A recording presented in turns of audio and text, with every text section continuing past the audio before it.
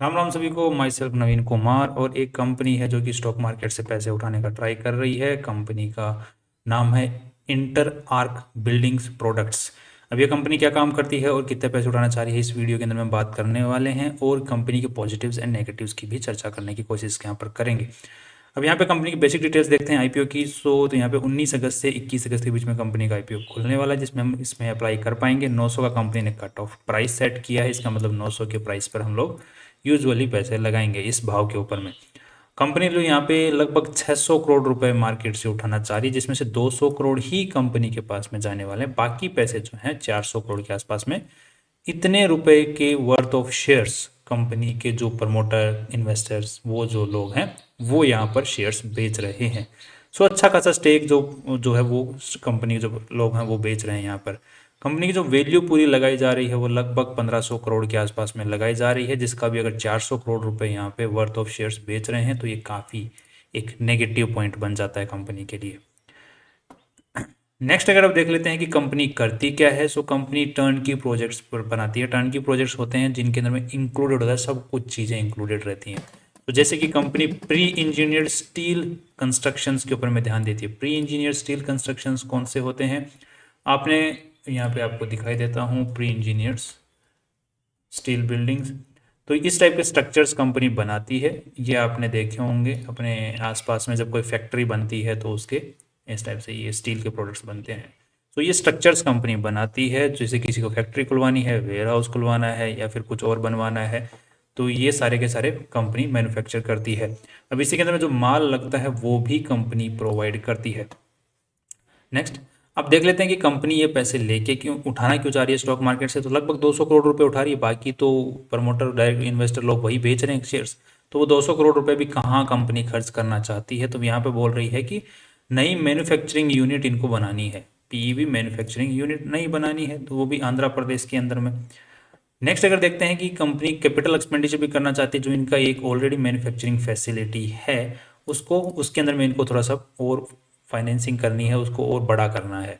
इसके लिए पैसों की जरूरत है। दूसरा आईटी सेक्टर के अंदर में कंपनी को इन्वेस्टमेंट करना है। इसके आईटी सेक्टर का जो अपग्रेडेशन है उसको करता है, मतलब कंपनी को जो कि कंप्यूटर का यूसेज जो जिस तरीके से करती है, इंफॉर्मेशन कंप्यूटर के थ्रू जो भी सॉफ्टवेयर्स वगैरह होते हैं, वेबसाइट होती है, इनके ऊपर में कंपनी को ध्यान देना है। और आईटी स्ट्रक्चर का मतलब और भी हो गया, कंपनी की जो डिज़ाइनिंग होती है वो आज सारी की सारी कंप्यूटर के थ्रू ही होती है। तो उस डिज़ाइनिंग का प्रोसीजर बात ये देख ली कि इंटरनेट के ऊपर में कंपनी को इन्वेस्टमेंट करना है, जिससे कि आसान हो सके, everything can be managed easily. पूरा बिजनेस मैनेज किया जा सकते हैं, नए इनोवेशंस जल्दी से हो सकते हैं, इनके ऊपर में खर्च करना है उसके लिए। नेक्स्ट अगर कंपनी वर्किंग कैपिटल रिक्वायरमेंट भी है उसके ऊपर भी खर्च करना है। तो 200 करोड़ रुपए के अंदर में कंपनी इतने सारे काम करना चाह रही है। बाकी 400 करोड़ रुपए जो है वो कंपनी के ऑलरेडी इन्वेस्टर लोग उनके खातों में जाने वाले हैं। अब देख लेते हैं कंपनी की थोड़ी सी और डिटेल्स की अगर चर्चा करते हैं आरएचपी से रिलेटेड, राइट। तो यहाँ पर कंपनी के आज के दिन जो मेन प्रमोटर वगैरह हैं वो हैं अरविंद नंदा, दूसरे हैं गौतम गौतम सूरी। अब यहाँ पे अगर देखा जाए तो कंपनी के ऊपर में लिटिगेशंस भी अच्छे खासे हो रखे हैं, जिनमें से दो लिटिगेशंस जो हैं वो एक तो डायरेक्टर के ऊपर में क्रिमिनल लिटिगेशन है और प्रमोटर के ऊपर में भी क्रिमिनल लिटिगेशन यहाँ पर है। तो वो एक ही बंदे हैं जिनके ऊपर में प्रमोटर डायरेक्टर एक ही हैं। बाकी कंपनी के ऊपर में ज़्यादा कुछ अगेंस्ट द कंपनी और भी सारे केसेस हैं, जैसे टैक्स से रिलेटेड हो गए, स्टैट्यूटरी लिमिटेड वो उससे रिलेटेड हो गए। जैसे कोई कोई जैसे गवर्नमेंट का कोई जो ऑफिस होता है, गवर्नमेंट के ऑफिसेज होते हैं बहुत सारे, वो मान के चलिए जैसे कंपनी लेबर एक्ट के थ्रू हो गया या फिर कोई प्राइसिंग के थ्रू हो गया। इस टाइप से जो गवर्नमेंट की अलग अलग स्टैट्यूटरी बिजनेस कंपनीज होती हैं वो यहाँ पर उन्होंने भी लिटिगेशंस डाल रखे हैं कंपनी के ऊपर में। तो मेनली मेरे को कंसर्निंग है वो होते हैं कंपनी के जो प्रमोटर और डायरेक्टर के ऊपर में जो क्रिमिनल लिटिगेशन होते हैं वो मेनली कंसर्निंग पॉइंट होते हैं। तो उसके ऊपर में उसके लिए हमने यहाँ पे ऑलरेडी ये दिखा है कि कंपनी ने का कोई काम लिया था कंपनी ने, और बाद में वो काम किया नहीं और पेमेंट भी ज़्यादा चार्ज कर लिया, तो उसके रिगार्डिंग एक क्रिमिनल केस इनके ऊपर में हो रखा है। तो जिसके खिलाफ इन्होंने बोला कि क्रिमिनल प्रोसीडिंग है वो हमारे खिलाफ जो है वो होल्ड पे डाल दी जाए जब तक कि ये केस चल रहा है तब तक। तो उसका भी अभी स्टे चल रहा है। तो ये पूरा केस आपके सामने लिखा हुआ, आप इसको पढ़ सकते हैं पॉज करके। नेक्स्ट अगर आप देख लेते हैं कि कंपनी के ऊपर में और कोई लिटिगेशन, तो एक ये भी है कंटिंजेंट लाइबिलिटी। कंटिंजेंट लाइबिलिटी मतलब ये नुकसान कंपनी को हो सकता है अगर किस्मत खराब हुई, तो ये होती है कंटिंजेंट लाइबिलिटी। तो यहाँ पर कंपनी के ऊपर में यहाँ पे किस्मत खराब हुई तो लगभग 100 150 लगभग 110 से 115 करोड़ रुपए का खर्चा हो सकता है। अब इसमें रिस्क कहाँ पे है, एक तो जीएसटी अथॉरिटी जो टैक्स रिलेटेड जो क्लेम आए हुए हैं वो पे करना पड़ सकता है कंपनी को। दूसरा जो है 86 करोड़ रुपीज़ का कंपनी ने ऑलरेडी बैंक गारंटी दे रखी है, उसके ऊपर में कंपनी को पेमेंट कर सकता है। बैंक गारंटी क्या होती है, बैंक कि कंपनी कोई को बैंक से या फिर कहीं और से कंपनी को लोन लेना होता है या फिर कंपनी के प्रमोटर्स को डायरेक्टर्स को लोन लेना होता है, तो कंपनी अपनी तरफ से गारंटी देती है कि अगर ये बंदा लोन नहीं चुकाता है तो हम चुकाएंगे, वो होती है गारंटी। वो जीएसटी द्वारा टैक्सेबल भी है बैंक गारंटी जो होती हैं, बट इस कंपनी ने दे रखी है तो उसका भी खर्चा फ्यूचर में आ सकता है अगर वो पेमेंट नहीं हुआ लोन का। तो नेक्स्ट अगर देखते कंपनी का और क्या है, तो कंपनी के पास में जो फैक्ट्रीज हैं जहाँ पे मैन्युफैक्चरिंग हब्स हैं, यूनिट्स हैं, वहाँ वो कंपनी द्वारा सिर्फ ये एक फैसिलिटी जो कि चा मैन्युफैक्चरिंग फैसिलिटी है, ये ही एक मात्र है जो कि कंपनी द्वारा ओन्ड है। बाकी सारी की सारी यूनिट्स जो हैं वो 90 साल के लीज के ऊपर में है, कोई 99 साल के लीज पे है, इस तरीके से लीज पर है। तो उनकी भी एक काइंड ऑफ वैल्यू होती है अच्छी खासी, जो कि 90 99 इस टाइप से इतने लंबे टाइम के लिए लीज पे ली हुई बिल्डिंग्स होती हैं, उनकी अपने आप में एक वैल्यू होती है। तो बेसिकली अच्छी कंपनी मैन्युफैक्चरिंग फैसिलिटी के हिसाब से भी अच्छा काम कर रही है, बट ओन्ड जो है वो एक ही है।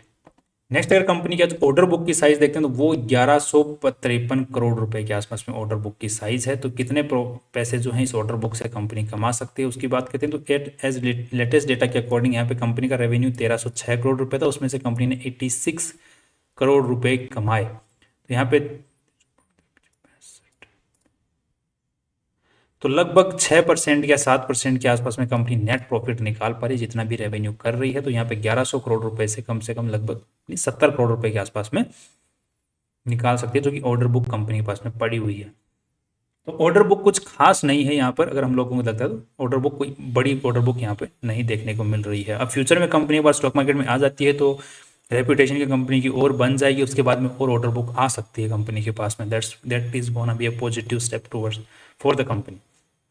हम नेक्स्ट देख लेते हैं कंपनी के जो बैलेंस शीट होती है, सबसे इंपॉर्टेंट जो चीज़ होती है कंपनी की, उसके ऊपर नज़र डाल लेते हैं एक बार।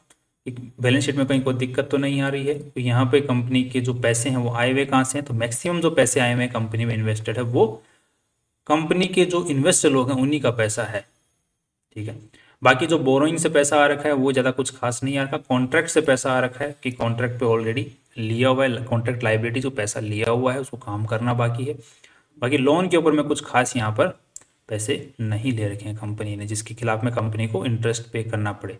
इसीलिए कंपनी की अगर हम लोग यहाँ पर चेक करते हैं फाइनेंस कॉस्ट यहाँ पर देखते हैं तो बहुत ही मतलब 2 करोड़ के आसपास में कंपनी की फाइनेंस कॉस्ट है, जबकि कंपनी 1400 करोड़ रुपए की कंपनी है। तो बहुत ही कम लोन पे है पैसा, दैट्स पॉजिटिव। बाकी जो पैसा है वो ठीक ठाक अच्छी अच्छी जगहों पे लगा हुआ है। अब देख लेते हैं कंपनी को एक बार कंपेयर करके देख लेते हैं ऑलरेडी जो स्टॉक मार्केट में लिस्टेड कंपनियां हैं इसी सेक्टर में काम करने वाली, उनके मुकाबले कैसी कंपनी किस वैल्यू के ऊपर में हमें शेयर्स दे रही है, किस भाव पे शेयर्स दे रही है। तो वो सस्ते में दे रही है उनके कंपेरिजन में या महंगे में दे रही है, उसका हम पता कर पाएंगे इस तरीके से। तो यहाँ पे दो कंपनियां हैं, एक तो है पेनार इंडस्ट्रीज और दूसरी कंपनी है एवरेस्ट इंडस्ट्रीज। तो दोनों का अगर पी और पीबी रेशियो को एक बार हम लोग कंपेयर करने की यहाँ पे कोशिश करेंगे। एवरेस्ट इंडस्ट्रीज का पी रेशियो तो खराब चल रहा है यहाँ पे, बट इसका क्यों खराब चल रहा है वो एक बार रीज़न पता कर लेते हैं, जिससे कि हमें ये पता चल जाए कि ये इसका डेली बेसिस पे खराब चल रहा है या फिर कुछ और इसी साल का खुला हुआ है। यहाँ पर पेनार इंडस्ट्रीज का पी रेशियो अच्छा है। पीबी रेशियो की अगर बात करते हैं तो वो इसका भी ठीक है। सो एक बार इसका पी और पीबी रेशियो निकाल लेते हैं अपनी जो आईपीओ लेके आ रही है इस कंपनी का।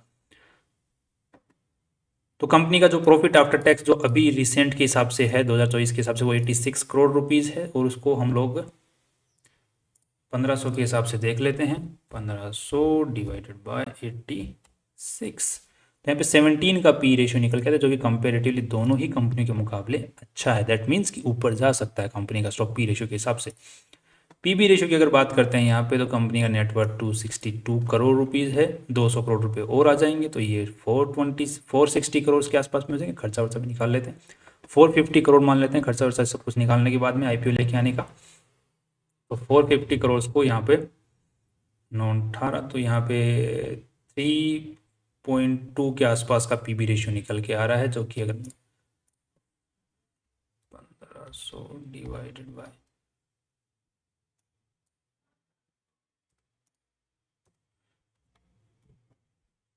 3.3 का पीवी रेशियो निकल के आ रहा है, जिसको अगर हम कंपेयर करते हैं तो यहाँ पर इसका 2.76, ये तो कमाई भी नहीं कर रही है, तो 2.76 इसका जस्टिफाइबल भी लग रहा है।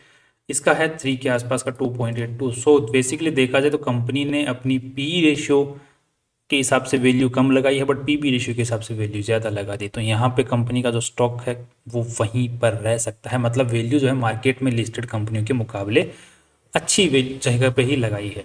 तो यहाँ पे हमारे लिए कुछ यहाँ पे रस छोड़ा हुआ दिख नहीं रहा है, राइट। और ऑलरेडी ये जो पर्टिकुलर सेक्टर की जो कंपनी है वो अच्छे खासे उछाल के ऊपर में चल रही हैं, तो ऑलरेडी अगर यहाँ पर रिट्रेसमेंट आता है या फिर प्रॉफिट बुकिंग आती है तो कंपनी इस सेक्टर की जो कंपनी है उनके अंदर में गिरावट भी महसूस हो सकती है। इसीलिए तो इस जो आईपीओ वाली जो लेके आ रही है कंपनी, ये कंपनी के जो प्रमोटर लगे हुए हैं bill worth of 400 crore shares बेच रहे हैं यहाँ पे, ताकि कल को अगर वापस नीचे भी आता है, रिट्रेसमेंट आता है या फिर प्रॉफिट बुकिंग होती है, तो स्टॉक मार्केट वापस नीचे आएगा तो हमें वापस खरीदने का मौका मिल सकता है सस्ते में। तो यहाँ पे अच्छी खासी प्रॉफिट बुकिंग कर लें एक बार आईपीओ में। तो ये एक पर्टिकुलर रीज़न मुझे लग रहा है और ये मुझे शुरू से ही खटक भी रहा है।